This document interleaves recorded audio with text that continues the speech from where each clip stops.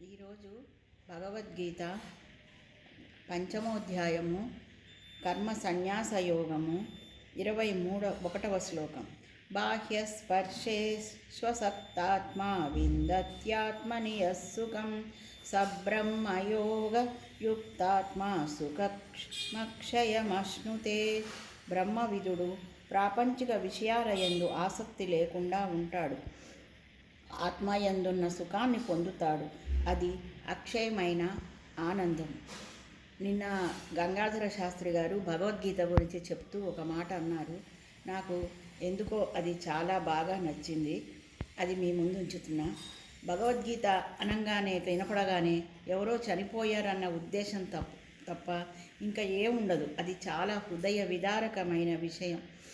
ఇంకా ప్రతి వాళ్ళు ఎవరన్నా చనిపోతే ఆత్మశాంతి కలుగుగాక అని అంటారు.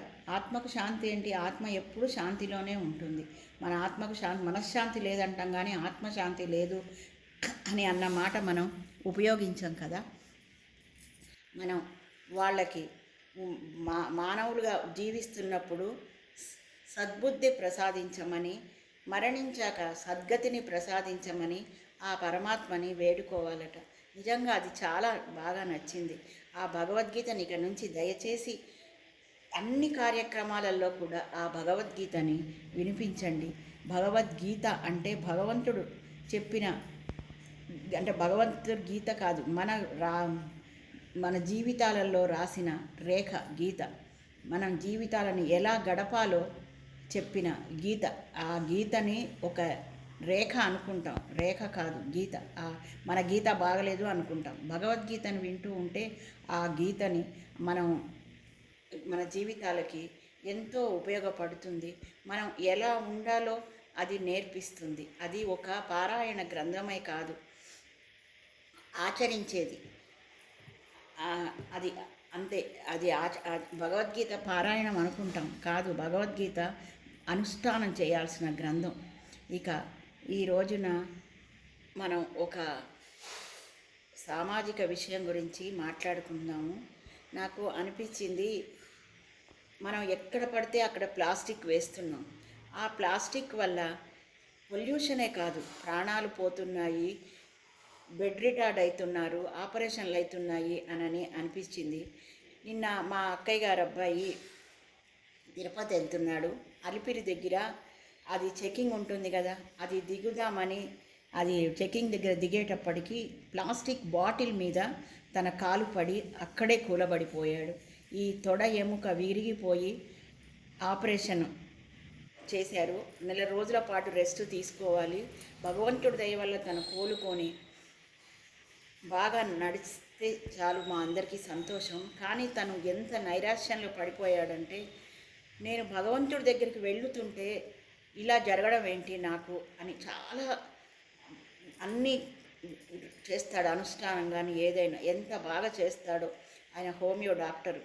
ప్రతి వాళ్ళకి సహాయం చేయాలనే కోరికే ఉంటుంది.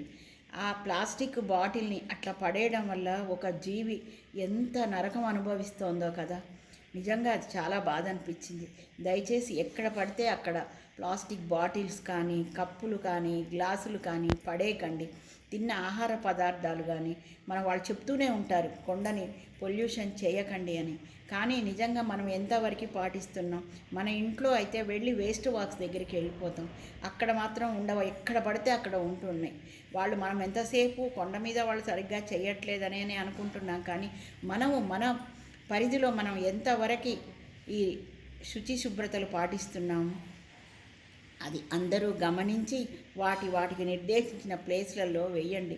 మా చిన్నప్పుడు ఈ దార్లలో పెంట కుప్పలు పోయడానికి ఒక కుందులు ఉండేవి, అక్కడ పోసేవాళ్ళం. బయట ఏముండేవి కావు. ఇప్పుడు ఇంటి ముందరికి వస్తున్నా కానీ ఎక్కడ పడితే అక్కడ ప్లాస్టిక్ కవర్లు, సీసాలు, చెత్త చెదారం ఇవన్నీ ఉంటున్నాయి. అది మన బాధ్యత కాదా?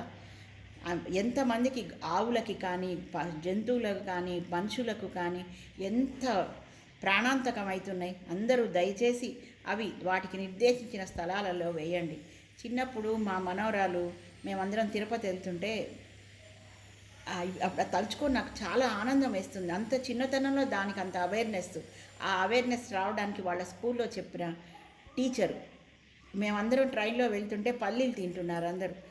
అందరూ ఏంటంటే ఆ విండో సీట్ దగ్గర కూర్చొని బయట వేస్తుంటే అది లేచి అందరి దగ్గరవి, అంటే మా కుటుంబ సభ్యులందరి దగ్గర తీసి కలెక్ట్ చేసుకొని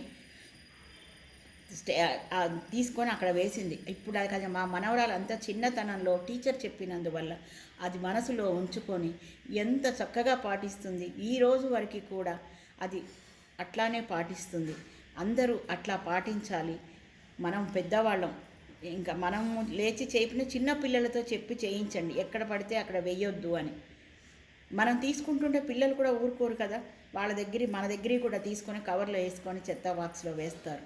ఎక్కడ పడితే అక్కడ చెత్త వేయడానికి స్పిటూన్స్ ఉంటున్నాయి కదా, దాంట్లో స్పిటూన్స్ కాదు, చెత్త కుండీలు ఉంటున్నాయి కదా, దాంట్లో వేయండి. దయచేసి ఇది నా విన్నపము.